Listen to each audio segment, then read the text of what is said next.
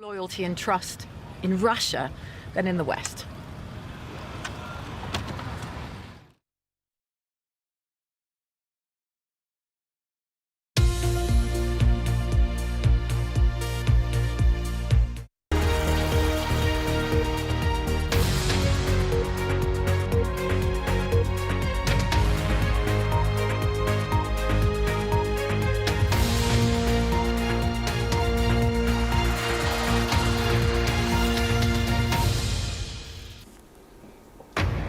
Live from London, this is BBC News. King Charles cancels his engagements for today after a brief stay in hospital following side effects related to his cancer treatment. The US Vice President J.D. Vance visits Greenland, a trip overshadowed by diplomatic tensions. Mark Carney says Canada's old relationship with the United States is over, as it was no longer a reliable partner. We will need to ensure that Canada can succeed in a drastically different world.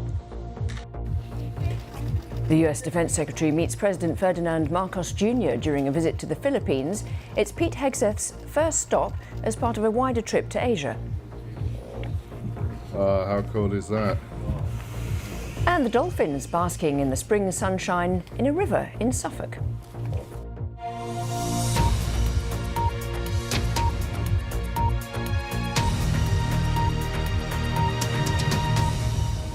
Hello, I'm Lauren Taylor. King Charles has postponed official engagements today because of what Buckingham Palace described as temporary side effects related to his cancer treatment. The King, who's 76, was diagnosed with the disease in February last year. He's said to be reviewing his diary, but not expecting major changes to his workload. Here's our senior royal correspondent, Daniela Ralph. And we'll be speaking to our correspondent, Noor Nandji, at Clarence House a little later in the bulletin. Now, the US Vice President J.D. Vance is travelling to Greenland today, where he'll receive a briefing on Arctic security issues. President Trump has repeated his claims that US national security requires the annexation of Greenland. Russia's President Vladimir Putin says he thinks Mr. Trump is being serious. Holly Williams from CBS News sent us this report from Greenland. Let's speak to Dr. Yangju Wang, Professor at the School of Law, City University of Hong Kong. Thanks very much for being with us. So tell us a little bit about your views of this visit from the Vice President, J.D. Vance. Originally it was his wife going, and then it turned into he was going as well, and they've reduced it down to a visit to the US base there. Tell us a little bit about why this is so significant. Putin, the Russian president, who was in the Arctic, he said that as for Greenland, this is a matter for two specific countries. It has nothing to do with us. He said that there was growing geopolitical competition in the region. What did you make of the fact that he didn't specifically criticise the US for their ambitions over Greenland? Let's bring you some breaking news now coming to us from Myanmar. Reuters is reporting that an earthquake of magnitude 6.9 struck Myanmar and hundreds of people poured out of buildings in the Thai capital, Bangkok. So the tremors were felt in Thailand as well. No immediate word from Myanmar on the damage after the earthquake, which apparently was at a depth of 10 kilometres with the epicentre near the city of Mandalay. Witnesses in Bangkok, that's in Thailand, said that people were running out onto the streets and there was panic and water splashing out of swimming pools. So the impact being felt quite strongly in Thailand of that earthquake. And there's one more line to bring to you from there. The Thai Prime Minister said he's holding an urgent meeting after that powerful earthquake. We'll bring you more details of the quake that struck Myanmar, but also been felt in Thailand just as soon as we get more details. Now, Canada's Prime Minister Mark Carney says the old relationship with the United States, based on a deepening economic integration and security cooperation, is over. Speaking after President Trump announced tariffs on all car imports to the US, Mr. Carney said Canada would need to drastically reduce its reliance on the United States and vowed to fight back with retaliatory tariffs. The old relationship. Let's get some of the day's other news now. A US judge has ordered the Trump administration to preserve messages from a Signal chat group used by senior officials to discuss plans to attack the Houthis in Yemen. The group, set up by the National Security Advisor Mike Waltz, mistakenly included the Atlantic magazine editor Jeffrey Goldberg. Turkey has taken more restrictive measures against journalists as protests against the arrest of President Erdogan's main political rival continue. The authorities closed several opposition television stations and they deported the BBC journalist Mark Lowen. European leaders have agreed to maintain or even increase sanctions on Moscow rather than ease them. Meeting in Paris, more than 30 heads of state and government discussed support for Ukraine. Russia has said lifting sanctions is a condition for a Black Sea ceasefire deal to come into effect. 5 people have been injured following a stabbing near the Central Dam Square in Amsterdam. The male suspect, who's been arrested, was overpowered with the help of bystanders and taken to hospital with a leg injury. Police say the motive behind the attack is under investigation. Let's get more now on our top story. King Charles has postponed official engagements today because of what Buckingham Palace described as temporary side effects related to his cancer treatment. Let's speak to our correspondent Noor Nanji, who's at Clarence House in central London. And Noor, bring us the very latest on whether there's any more detail from Buckingham Palace. Around the world and across the UK, this is BBC News.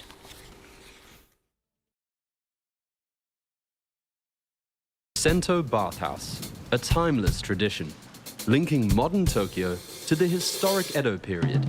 So why do we visit Sento? To relax, to share a moment, to be alone, or not be alone, to listen to the sounds.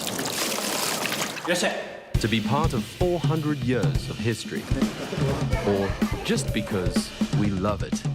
Want to join us? Sento in Tokyo. The art of good conversation is to say the right.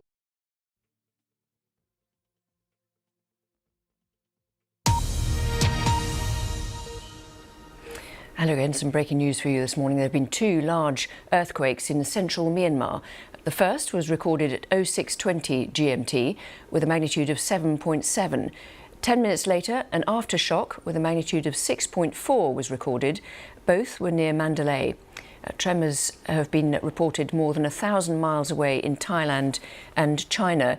And we've got from it was the German Research Centre for Geosciences that said that first recorded the magnitude 6.9 quake, and they said hundreds of people poured out of the buildings in the Thai capital, Bangkok, after those tremors. And we're seeing there, in the first pictures we're getting from the region, people standing out in the streets there in Bangkok after that. Well, there were 2 quakes, the first shock and then also an aftershock.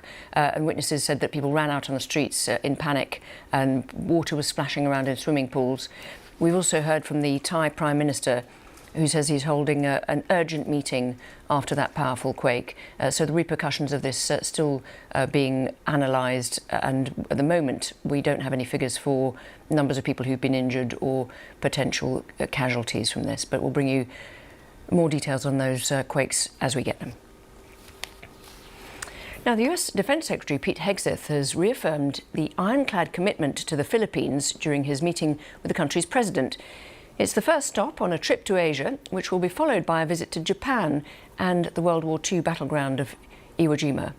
This follows months of confrontations between Philippine and Chinese vessels in the disputed South China Sea. I'll speak to our correspondent Shaima Khalil, who's watching developments from Tokyo. And so far it's been quite warm words and warm promises, if you like, from Mr. Hegseth. Vladimir Putin has suggested that Ukraine be placed under temporary administration by the international community to allow for elections to be held. The White House insisted Ukraine's governance was determined by its constitution and people. European leaders in the so-called Coalition of the Willing met in Paris on Thursday for talks on Ukraine, which were attended by President Volodymyr Zelensky. Our diplomatic correspondent James Landell joins us now from Kyiv. And so we've been hearing from Russia what they think ought to happen next. And also they've been saying that their forces have the strategic initiative along the front line. So bring us up to date with the latest there. Well, yeah, these are remarkable. Quick reminder of our breaking news this hour. There have been 2 quakes in Myanmar which have affected both Myanmar and Thailand. We understand from the US Geological Survey that the first was at a depth of just 10 kilometres, so it was relatively shallow, and the epicentre was near the city of Mandalay, which is about 50 kilometres east of Moniwa. No immediate reports of any damage from the earthquake in Myanmar. The pictures you're seeing at the moment are from Thailand, the capital Bangkok, where people who were shocked by the quakes and they ran out into the streets. Many people live in high-rise buildings in Bangkok, so frightening for them to feel those earthquakes hitting them. And the force of it was apparently enough to send water sloshing out of swimming pools and people could feel the quakes up in the high-rise buildings. People out on the streets still as they wait to see if there are any further aftershocks after those initial quakes. The first one, magnitude 7.7, hit, as I mentioned, in Myanmar, but was felt elsewhere in the region, both in Thailand and China, so thousands of miles away. Campaigning is underway in Australia for a general election set for the 3rd of May. The governing Labour Party, led by the Prime Minister, Anthony Albanese, has a slim majority in Parliament. His main opponent is Peter Dutton, who leads the Liberal National Alliance. Labour secured a slim parliamentary majority at the last election, and the new race is expected to be tight. The cost of living is likely to dominate, with many pundits anticipating a hung parliament. Here's Anthony Albanese making the announcement. Sent us this report.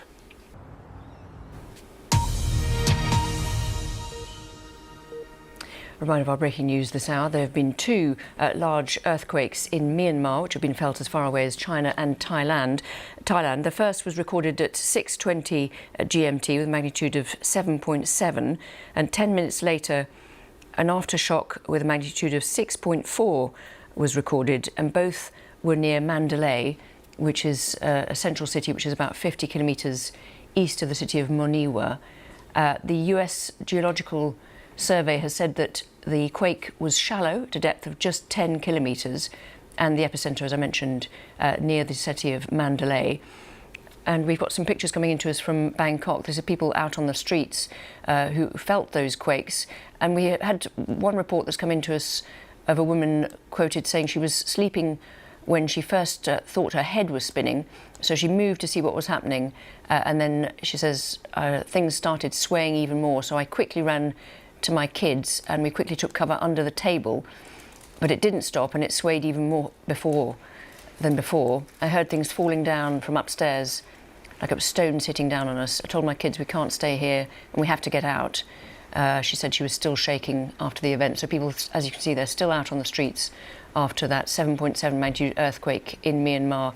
Live pictures there from Thailand, where the quake was heard. So do stay with us here on the BBC. We'll continue to monitor the effects of those quakes. So far, no immediate reports of damage in Myanmar or of people who have been injured. Do stay with us here on BBC News. Bye for now.